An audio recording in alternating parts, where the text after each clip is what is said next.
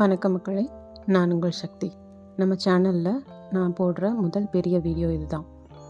என்னோடய சேனலுக்கு மிகப்பெரிய ஆதரவு கொடுப்பீங்கன்ற நம்பிக்கையோடு இந்த வீடியோவை ஸ்டார்ட் பண்ணுறேன்.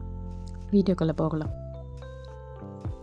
எஃப்எம்சிஜி ப்ராடக்ட், இந்த நெய் அப்பையும் சரி இப்பையும் சரி அதிகமாக டிமாண்ட் இருக்கிற இந்த ப்ராடக்ட்டு, இதை எப்படி நம்ம வீட்டில் இருந்தே செய்கிறது? வீட்டில் இருந்தே செஞ்சு நம்மளால் சேல்ஸ் பண்ண முடியுமா? அதிகமாக இதில் ப்ராஃபிட் எடுக்க முடியுமா? எப்போவுமே மதிப்பு கூட்டு பொருளுக்கு ப்ராஃபிட் அதிகமாக தான் இருக்கும். நம்ம ஒரு பால் 50 ரூபாய்க்கு வாங்குகிறோம், ஆனால் நெய் எவ்வளோக்கு வாங்குகிறோன்னு உங்களுக்கே நல்லா தெரியும்.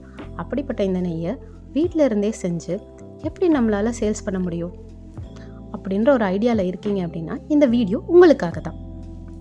இதை நம்ம லார்ஜ் ஸ்கேலில் பண்ணுறப்ப தான் இதோடைய இன்வெஸ்ட்மெண்ட், அதுக்கப்புறம் இதுக்குரிய மிஷினரிஸ் அண்ட் லைசன்ஸ் இதெல்லாம் ஜாஸ்தியாக அதிகமாக நம்ம இன்வெஸ்ட் பண்ணுற மாதிரி இருக்கும். இது நம்ம ஸ்மால் ஸ்கேலில் வீட்டு பக்கத்தில் இல்லை ஒரு ஆர்டர் நமக்கு வருது, அவங்களுக்கு நம்ம கொடுக்குறோம் அப்படின்றப்போ இதுக்குரிய இன்வெஸ்ட்மெண்ட்டும் கம்மியாக தான் இருக்கும், ஆனால் ப்ராஃபிட் கண்டிப்பாக அதிகமாக இருக்கும்.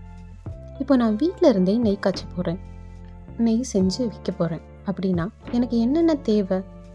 முதல்ல ஒரு லிட்டர் நெய் காய்ச்சறதுக்கு நமக்கு கிட்டத்தட்ட 35 லிட்டர்லேருந்து 40 லிட்டர் பாலாவது தேவைப்படும். இதை உடனடியாக நம்மளால் சோர்ஸ் பண்ண முடியும் அப்படின்னா நம்ம தாராளமாக இந்த நெய்யை வீட்டில் இருந்தே காய்ச்சி பக்கத்தில் இருக்கிற கடைகளுக்கோ இல்லை நம்ம வீட்டு பக்கத்தில் இருக்கிறவங்களுக்கோ சேல்ஸ் பண்ணி நம்மளால் லாபம் பார்க்க முடியும்.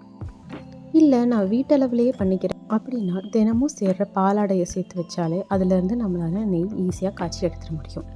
நெய் எப்படி செய்யணும் அப்படிங்கிறத இந்த வீடியோவில் தெளிவாக விளக்கம் கொடுத்துருக்கேன், அதையும் பார்க்கலாம். அதுக்கு முன்னாடி 1 லிட்டர் நெய் காய்ச்சறதுக்கு கிட்டத்தட்ட 35 லிட்டர்லேருந்து 40 லிட்டர் பால் தேவைப்படும்.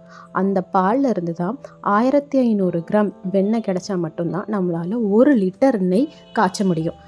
அதனால் நீங்கள் நெய் ரெடி பண்ண போகிறீங்க அப்படின்னா இல்லை விற்க போகிறீங்க அப்படின்னா உடனடியாக அவங்களால 35 லிட்டர்லேருந்து 40 லிட்டர் பால் உடனடியாக வாங்க முடியும் அப்படின்னா தாராளமாக இந்த பிஸ்னஸை நீங்கள் ஸ்டார்ட் பண்ணி சேல்ஸ் ஸ்டார்ட் பண்ணலாம்.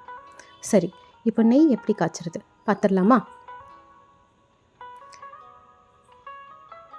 இங்கே 580 கிராம் பாலாடையை மட்டும் நான் காமிக்கிறேன் உங்களுக்கு. இந்த பாலாடை நான் வீட்டிலையே 1 மாதமாக சேர்த்து வச்ச பாலாடை. இந்த பாலாடையிலேருந்து நம்ம மிக்சியில் போட்டு தனியாக வெண்ணெயை பிரித்து எடுக்க போகிறோம். மிக்சியில் போட்டு அடிச்சிட்டு இருக்கோம். அதுக்கு முன்னாடி பாலாடை 1 மாதமாக சேர்த்து வச்சுருந்தோம் இல்லையா, அதை நம்ம ஃப்ரீசர்லேயே வச்சுக்குவோம். ஃப்ரீசரில் வச்சுருந்த பாலாடையை ஒரு 3 மணி நேரத்துலேருந்து இல்லை 4 மணி நேரம் இல்லை 5 மணி நேரம் கூட வெளியே வச்சுட்டு நல்லா அதை அன்ஃப்ரீஸ் ஆன அப்புறம் அதை எடுத்துகிட்டு நம்ம மிக்சியில் போட்டு அடிக்கணும். இப்போது நம்ம பாலாடையிலேருந்து வெண்ணெய் தனியாக பிரித்து எடுத்துட்டோம். இதுக்கப்புறம் இந்த வெண்ணெயை நம்ம காய்ச்சி நெய்யாக உருக்கிக்கலாம். அதுக்கு முன்னாடி ஒரு சில தவறுகள், இப்போ நியூவாக நீங்கள் பண்ணுறீங்க, புதுசாக இப்போ தான் ஸ்டார்ட் பண்ணுறோம், எனக்கு நெய் காய்ச்ச தெரியாது அப்படின்றவங்களுக்கு இப்போ கொஞ்சமாக தான் இதில் தண்ணி ஊற்றி நெய் அடிக்கணும், வெண்ணெய் எடுக்கிறதுக்கு அடிக்கணும். ஆனால் சமயத்தில் அதிகமாக நான் தண்ணி ஊற்றிட்டேன் அப்படின்னா ஒன்றும் கவலையே இல்லை. நீங்கள் ஆல்ரெடி அடித்து வச்சுருக்கிற அந்த பாலாடையை அதிகமாக தண்ணி ஆகிடுச்சு அப்படின்னா அப்படியே தூக்கி ஒரு பாத்திரத்தில் மாற்றி ஃப்ரீசரில் வச்சிட்டிங்க அப்படின்னா அது நல்லா ஃப்ரீஸ் ஆகிடும். திரும்பவும் அதை எடுத்து கொஞ்சம் கூட தண்ணியை ஊற்றாமல் அப்படியே அடித்து எடுத்துட்டிங்கன்னா அதுலேருந்து ஈஸியாக நம்மளால் வெண்ணெயை தனியாக பிரித்து எடுத்துட முடியும். இப்போது நெய் எப்படி உருக்கிறதுன்னு பார்க்கலாம்.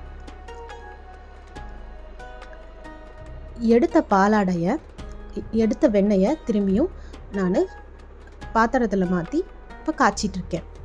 இதிலேருந்து நம்மளுக்கு அழகாக நெய் பிரிஞ்சு வந்துடும்.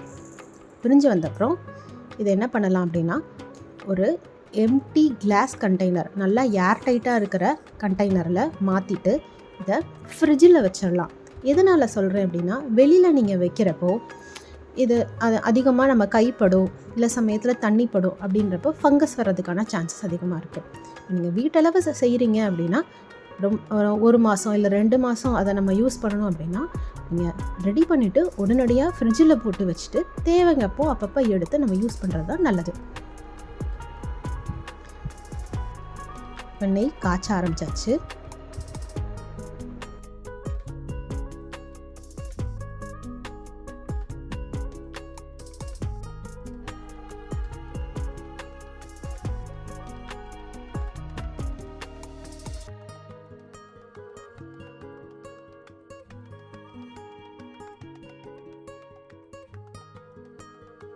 நல்லா கிண்டி விட்டுட்டே இருக்கணும். அப்பப்போ நல்லா கிண்டி விட்டுட்டே இருக்கணும். இல்லைன்னா அடியில் பிடிச்சிரும் உங்களுக்கு. நல்லா கனமான பாத்திரத்தை யூஸ் பண்ணுங்கள். அப்படி இல்லைனாலும் அடியில் பிடிச்சிருக்கான வாய்ப்பு இருக்குது. கொஞ்சம் ஸ்லிம்மில் வச்சு, இல்லை நான் எலக்ட்ரிக் ஸ்டவ்வில் வச்சு காய்ச்சிட்ருக்கேன், அதனால் கொஞ்சம் லோ ஃப்ளேமில் வச்சுட்டு இது மாதிரி கிண்டிகிட்டே இருக்கீங்க அப்படின்னா உங்களுக்கு அடி பிடிக்காது. அண்ட் சீக்கிரமாகவேவும் நெய்யும் காஞ்சி வந்துடும்.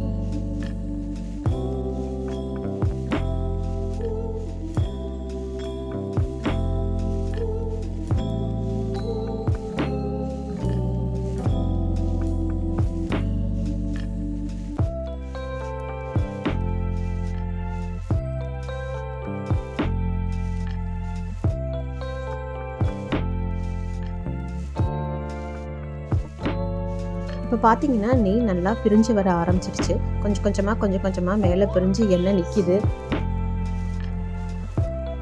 இந்த நேரத்தில் ஃப்ளேமை கொஞ்சம் குறைச்சிக்கோங்க. குறைச்சிட்டு நல்லா அடியில் கிண்டிகிட்டே இருக்கணும். கிண்டிகிட்டே இருக்கிறப்ப தான் பிடிக்காமல் உங்களுக்கு கருகாமலும் வரும், இல்லைன்னா அடியில் பிடிச்சிடும்.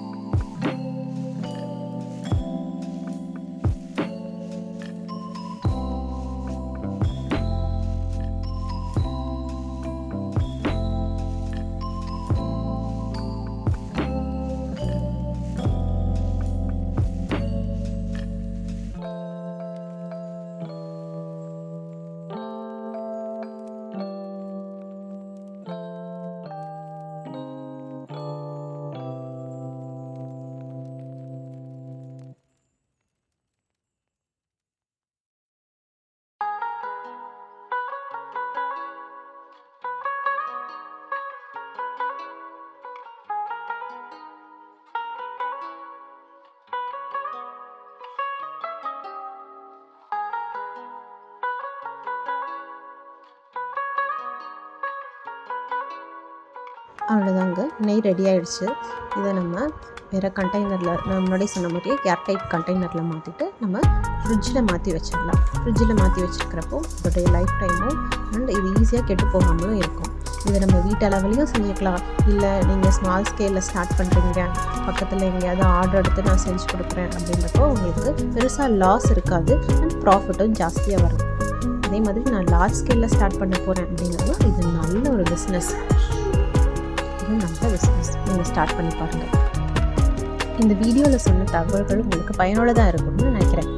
இது மாதிரியான தகவல்கள் மற்றும் பிஸ்னஸ் ஐடியாஸ் வேறு என்ன உங்களுக்கு வேணும்னாலும் கமெண்ட் செக்ஷனில் பதிவு பண்ணுங்கள். கண்டிப்பாக கூடிய சீக்கிரத்தில் அதுக்குமே கண்டென்ட் ரெடி பண்ணி போடுறதுக்கு முயற்சி செய்கிறேன். என்னுடைய சேனலை சப்ஸ்கிரைப் பண்ணிக்கோங்க. இது மாதிரியான வீடியோக்கள் அதிகமாக உங்களுக்கு வந்து சேரும். இப்போ பார்த்தீங்கன்னா நான் நெய்யை தனியாக பிரித்து ஒரு பாட்டிலில் ஊற்றுறேன். கிட்டத்தட்ட 580 கிராம் நான் பாலாடை எடுத்தேன். அதிலிருந்து வெறும் 100 ml மட்டும்தான் நம்மளுக்கு நெய் கிடச்சிருக்கு.